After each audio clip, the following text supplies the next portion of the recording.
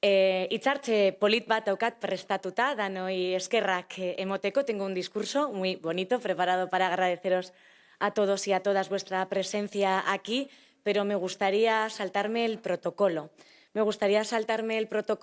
Estamos hablando del bienestar en el deporte escolar en Vizcaya y sé que muchos y muchas de las que estáis aquí habéis trabajado muy duro por llegar hasta aquí y que habéis sufrido también en el camino muchísimo, pero querría agradecerle especialmente a Pepe Godoy, su presencia aquí, porque muy probablemente hoy estemos aquí gracias a que él fue muy valiente, a que en mi otra vida yo presidía una ponencia en el seno del Parlamento Vasco, que era para investigar los abusos sexuales a menores y para poder hacer aportaciones de cómo las instituciones tenían que poner mecanismos y herramientas para erradicar y defender y proteger a las víctimas.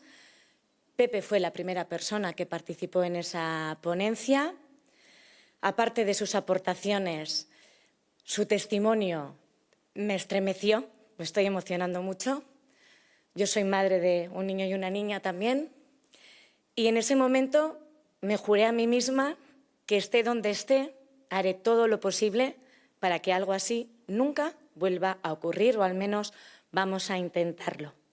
Tengo la suerte de ostentar ahora el cargo de diputada foral de Euskera, Cultura y Deporte, y tenemos entre manos una herramienta muy importante que es el deporte escolar, y el poder trabajar con todos vosotros y vosotras y poder hacer que entre todos y todas algo así nunca más vuelva a ocurrir. Le quiero agradecer. Y después de la presentación que ha hecho al principio de la jornada la diputada, poco más voy a añadir yo, más que decir que es un auténtico placer y que creo que también simbólicamente es importante que esta ronda de presentaciones acabe con el testimonio de Pepe Godoy, porque de alguna manera con él empezó todo.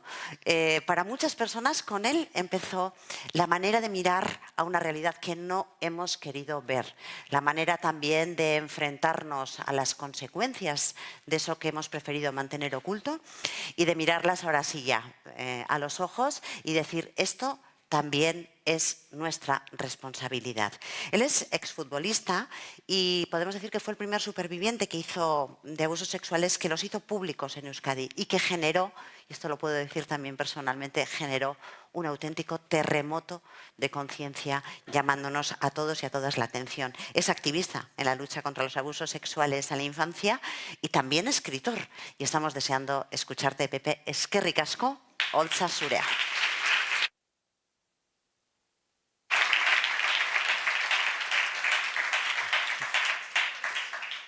Muchas gracias por la invitación, Eukene. Nos conocimos allá por el 2019 y no has parado de pelear, y muchas gracias también por tu lucha.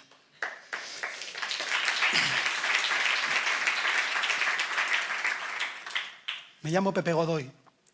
Sufrí abusos sexuales de los 8 a los 11 años. Mi agresor era un entrenador de fútbol. Todos le querían. Era un monstruo.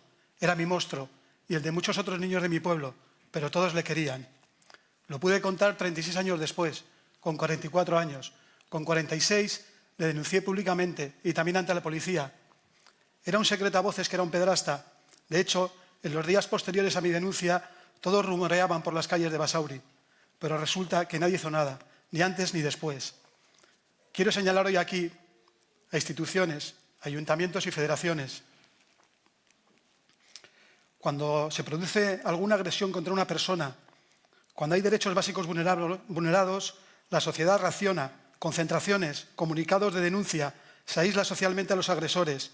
Tristemente, eso no ocurre desde las instituciones, en los casos de abusos sexuales a menores, o al menos no ocurrió en este caso. Tampoco nadie reprochó el silencio y la inacción del club, que permitió seguir al agresor en contacto con los niños. Tras el escándalo, las instituciones se acercan a las víctimas. Con el tiempo se quedan solas, abandonadas. No sería justo si no dijera que en los últimos tiempos se ha avanzado mucho a nivel institucional, pero es nuestro es nuestro sentir. Esto ocurrió en Baskonia Fútbol Escola, que se cambió el nombre a Basauri tras el escándalo. El pederasta era secretario del club y entrenador de varios equipos. Los responsables eran conocedores de algunas de las cosas que hacía el pederasta y también estaban informados por mí meses antes.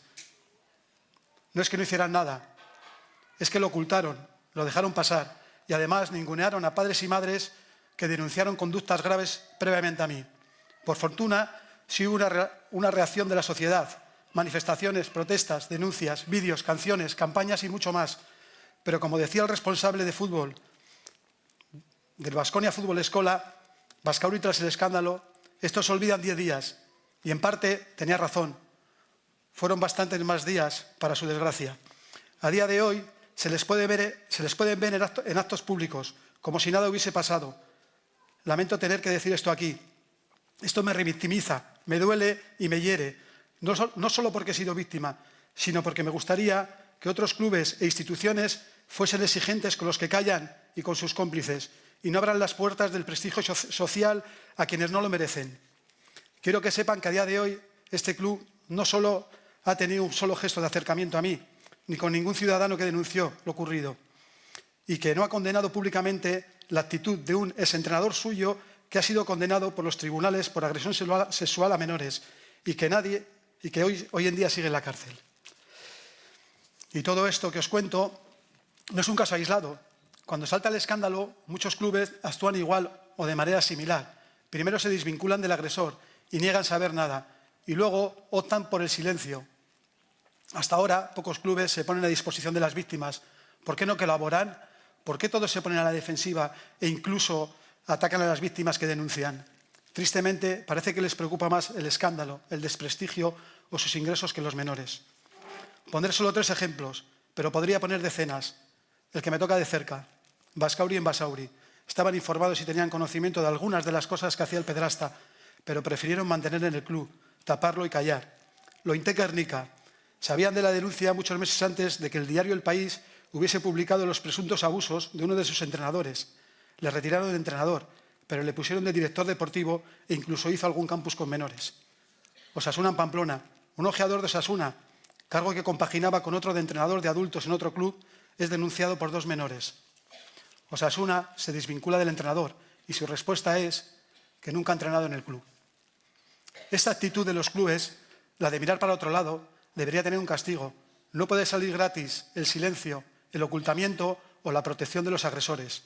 Cuando un agresor lleva décadas en un club, como en los casos anteriormente citados, siempre hay comentarios, sospechas, pero nadie hace nada. Nadie da el paso de denunciarlo. Desconozco si por falta de herramientas o desconocimiento de cómo actuar, o quizás porque si alzan la voz sus hijos se verán afectados deportivamente. Créanme, esto sucede, mucho más de lo que creemos. En el deporte hay ciertas conductas que se permiten, relaciones que en otros ámbitos, como por ejemplo la educación, serían impensables. No olvidemos que los entrenadores son referentes para los menores, así que los agresores saben aprovecharse de su posición de privilegio. Relaciones de amistad casi familiar entre entrenadores y niños. No es raro ver a entrenadores manejando a niños como si fuesen sus propios hijos, llevándolos a entrenar o a sus casas con la excusa de ver un partido, una película o jugar a la Play. Lo sé porque yo mismo lo he sufrido. No es raro que un entrenador se haga cargo de los niños cuando se van a jugar un torneo de 4 o 5 días, a los que sus padres no pueden acudir. Yo creo que estas relaciones facilitan el abuso y deberían de vigilarse, controlarse y prohibirse. He conocido a otros deportistas que fueron abusados. No hay un solo agresor y club que no actúe de esta manera. En todos los casos la respuesta de los clubes fue pobre, tanto que me atrevería a decir que deberían haber tenido hasta consecuencias legales. Ahora existe una figura de bienestar y protección que es obligatoria, tanto en educación como en los clubes deportivos. Creo que esta figura debería ser externa al club. Sin embargo, un directivo entrenador podría ser, del agresor del que estamos hablando, puede ser esa figura de bienestar y protección. En todo caso, a día de hoy tenemos más que hace un año, poco, pero algo hemos avanzado. Además, es necesaria la formación en el seno de los clubes para la detención y prevención de los abusos y fomentar las buenas prácticas en el deporte. Sin embargo, la protección de los menores nos implica a todos y, por tanto, debemos ser valientes y alertar de cualquier conducta de riesgo, aunque no sea nuestro hijo el afectado. Estuve 2 años en terapia, 2 años muy duros, que me hicieron entender muchas cosas, como que la culpa, la vergüenza y la responsabilidad no eran mías, sino de mi agresor y de los que con su silencio fueron cómplices. Después de la exposición tan brutal a la que me vi sometido, me empezaron a llamar personas a las que les había sucedido lo mismo que a mí, por parte de diferentes agresores, también del mío. Las escuché y las ayudé en lo que pude. Y también he conocido a personas extraordinarias, como Ukene, como Juan Catrecasas, como Iñaki Alonso, como Maitán Urizar, como Ainhoa Zurmendi y muchas otras más. Todos juntos hemos tejido una red. Nos ayudamos cuando recibimos la llamada de una víctima, aunque de esto se debería hacer cargo las instituciones. Creo que son necesarias terapias gratuitas y especializadas. Con una buena terapia se puede vivir mejor. Colaboré con la Policía Municipal de Bilbao, con el Parlamento Vasco. Fui a Madrid a dar mi opinión sobre la figura de bienestar y protección. Colaboré con una campaña europea y fui invitado a innumerables charlas, siempre altruistamente. Decidí que tenía que dar, en la medida de mis posibilidades, visibilidad a esta realidad, que no es de tiempos pasados. Esto sigue sucediendo hoy en día. Los casos que les he citado anteriormente son recientes. A día de hoy, mi agresor está en prisión por la denuncia de un menor, 8 meses después de mi denuncia pública. Un menor al que el agresor conoció y del que abusó en el tiempo que estuvo en el club. Sus responsables siguen negando que aquello sucedió dentro del club. Me vi obligado a exponerme públicamente, con el coste personal y familiar que eso supone. A día de hoy tiene 7 denuncias, pero 6 de ellas están prescritas. Esto es muy triste, porque nuestro dolor no prescribe nunca. Yo fui capaz de transformar mi dolor en creatividad para dar visibilidad a esta lacra. Otros y otras nunca podrán ni siquiera contarlo. Primero, el medio local Geuria, al cual tengo mucho que agradecer, hizo un documental muy esclarecedor. Son 3 capítulos de 20 minutos. Se titula Hiruburuku Monstrua, el monstruo de las 3 cabezas. Luego hicimos una canción escrita por mí en mis peores momentos. Se titula Muerto por dentro. E hicimos una adaptación de esa canción, la cual transformó Miquel Moreno y en la que colaboraron Itziar Ituño y Francis de Doctor Deseo. La hicimos para una campaña el 19 de noviembre, Día Mundial contra el Maltrato y el Abuso Sexual Infantil. Fue todo un éxito. Incluso el Atleti nos dio un premio a Terpe. Se titula Yo no me callo más. Por último, hace 4 meses nació Yodoc, un cuento infantil para la prevención y detección del abuso sexual infantil. Es gratuito y está ya traducido en 7 idiomas. Todo está en Internet, en las redes. Si alguien está interesado, le puede pedir los enlaces a la organización o a mí en pepegogo2@gmail.com. Voy terminando. Siempre pienso que si existiría una pastilla que permitiera experimentar cómo nos sentimos las víctimas de abusos sexuales, aunque solo fuera por un minuto, muchos no podrían soportar tanto dolor. Hoy estoy aquí, en San Mamés. Soy del Atleti hasta la médula. Le vi ganar su última liga en San Mamés. Tenía 11 años. Así es la vida. Mis momentos más duros de infancia con los más alegres a la vez. Es seguramente la vez de mi vida que más cerca estaré de poder pisar este césped. El Atleti es una institución que une Vizcaya y sus gentes. Sus éxitos forman parte de nuestro álbum de recuerdos. El Atleti es un referente positivo. Nos acoge a todos. No importa nuestra edad, condición, sexo o ideología. Sus jugadores y leyendas tienen que ser ejemplo. Me gustaría que este club se convirtiera también en referente para proteger a la infancia y tomar la delantera a la hora de aislar a agresores y sus cómplices. Esto sería una gabarra. Otra más, sería maravillosa. Como sociedad no podemos mirar a otro lado.